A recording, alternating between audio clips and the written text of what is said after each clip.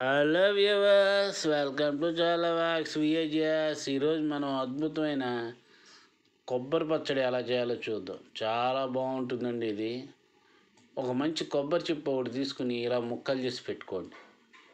పొయ్యి మీద ఒక గిన్నె పెట్టుకుని ఒక గుప్పెడు పచ్చెనగపప్పు వేసుకుని తాలింపు గింజలు మామూలుగానే ఓ చెంచాడు ఆవాలు, ఓ చెంచాడు జీలకర్ర, ఓ చెంచాడు చాయ్ మినపప్పు వేసుకుని అటు ఇటు బాగా కలుపుకోండి. ఇప్పుడు ఏం చేస్తారంటే పచ్చిమిరపకాయ ముక్కలు ఓ 2 మంచి పచ్చిమిరపకాయలు తీసుకొని ముక్కలు చేసి వేసుకోండి. ఓ 2 రెబ్బల కరివేపాకు వేసుకోండి. అటు ఇటు చక్కగా కలపండి. ఇప్పుడు ఏం చేస్తారంటే ఒక 2 ఎండుమిరపకాయ ముక్కలు వేసుకోండి. వేసుకుని చక్కగా అటు ఇటు కలపండి బాగా వేగేంత వరకు. ఇందులోనే వెల్లుల్లిపాయ కానీ ఇంగువ కానీ ఇట్లాంటివి ఏం వాడట్లేదు. ఎందుకు వాడట్లేదంటే మన సహజమైన కొబ్బరి రుచి పోతుంది. సహజమైన కొబ్బరి రుచిని ఆస్వాదించాలంటే చక్కగా ఇవేం లేకుండా చేసుకుంటే సహజమైన కొబ్బరి రుచి చక్కగా తెలుస్తుంది మనకి. చూడండి, ఇప్పుడు చక్కగా వేగిన తర్వాత పొయ్యి కట్టేసి పక్కన పెట్టుకోండి. ఇప్పుడు చిన్న మిక్సీ జార్ ఒకటి తీసుకుని అందుట్లో ఈ కొబ్బరి ముక్కలన్నీ వేసుకోండి.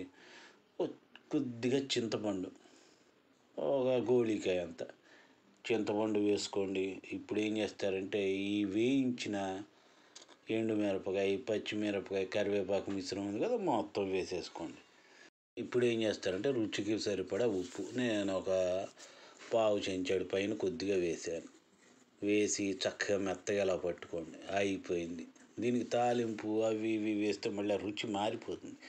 సహజమైన చక్కటి కొబ్బరి రుచి, పచ్చిశనగపప్పు రుచి చాలు. ఎంత బ్రహ్మాండంగా ఉంటుందంటే ఇది అసలు అన్ని రకాల టిఫిన్స్లోకి వాడుకోవచ్చు. కరెక్ట్గా చెప్పాలంటే అన్నంలో కూడా వేసుకు తినచ్చు, అంత బాగుంటుంది.